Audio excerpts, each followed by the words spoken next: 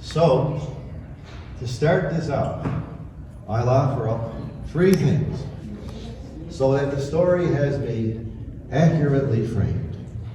Now, the first is that it's true, I'm often rash, as if the sequence should be ready, fire, aim. Now, the fact that I was dragged off the church so often has played no small part in all of that, I bet. I spent so much time at Sunday Mass daydreaming, it left me as something of a space cadet. Now, the second is it's true.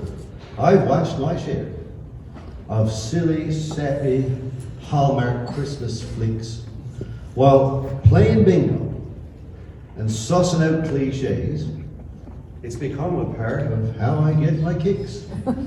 So I dab for snickerdoodles and Christmas pageants and quaint little towns and coming home from where you've been, fluffy falling snow on Christmas Eve, and some dirty, rotten, seasonal sleeping. A misunderstanding that a 5-year-old could fix. And I'm not trying to be cynical or satirical, but I howl with triumph at my favorite trope. It's when someone exclaims, "It's a Christmas miracle." Now, most pertinent, that brings me to my last confession. So here comes number 3. You see, Christmas miracles are not the only ones that have always meant so very much to me. As a child, I often wished for things that were located just outside my reach. And so, from time to the Blessed Savior, for some small indulgence, I would then beseech. Now, nothing big, because I knew better than that, so no skidoos, no motorcycles like me buddies. No, I pray to not be picked last in sports. Or for to finally get an A in social studies. Now that said, the idea of one miracle stayed with me throughout most, if not all of my teenage years.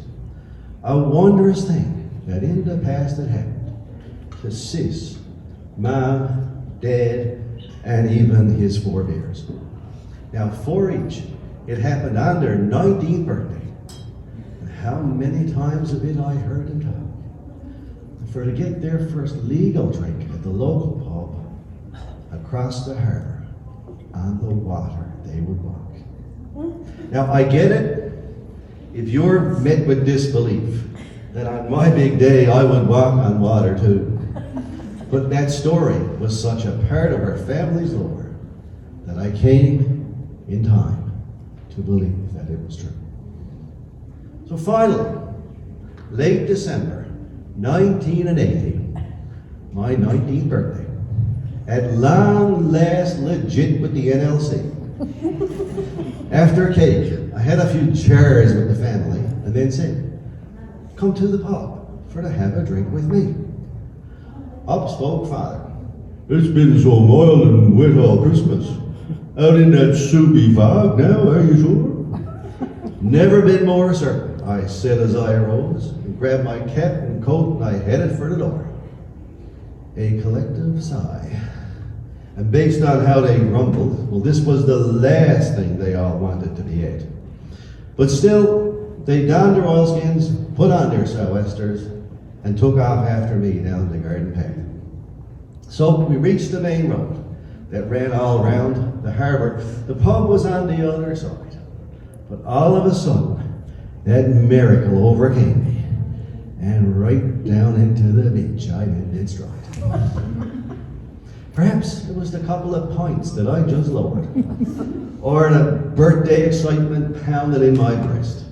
Nonetheless, I felt particularly empowered to put that very birthday miracle to the test. I said, "I'm 19, and it's my special birthday. So like y'all, I'm taking that singular shortcut. Never hesitated, nope, not even for 1 second. and right out onto that water I did strike. Now my eyes locked right in on that cavern, just across, and it took a moment for me to realize I was not so much walking on the water. My wet knees told me that I was wading through. But my brain had not yet kicked in, so I kept going, although my confidence had withered maybe a notch.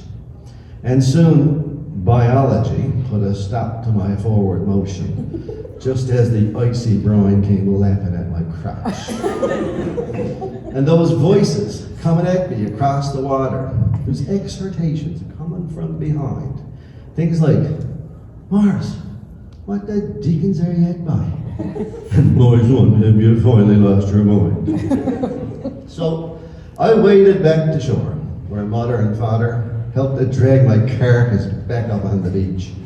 And not another word to me was spoken until the comfort of our home we then did reach. Mom put down the oven door and socked me by it, because I was shivering from getting soaked right through and through. And the only thing to escape me father's lips was, "What in the name of God came over you?" So I shook my head. Why didn't it work for me? Why in my case did the miracle fall so flat? When it worked for you and for everyone before me, he answered, "Just what is it that you're driving at?" My whole body quaking with bitter disappointment, I blurted out the only thing that I could say. Why is it only me that cannot walk on water over to the pub to celebrate my special day? So all hands then turned and looked at one another. Dad snorted, lit up his pipe in that meated glare. Sister ran up to her room, bawling, laughing, leaving only me mother and me father with me there. So Mom came over, and she put her arm around me as I sat there, froze to bit and white as the ghost. But before she spoke, I heard me father mutter, "Cripes, that youngster is denser than the friggin' post." And in a gentle voice, Mom said, "Don't you remember? All our birthdays are in February, and that's 2 months further on.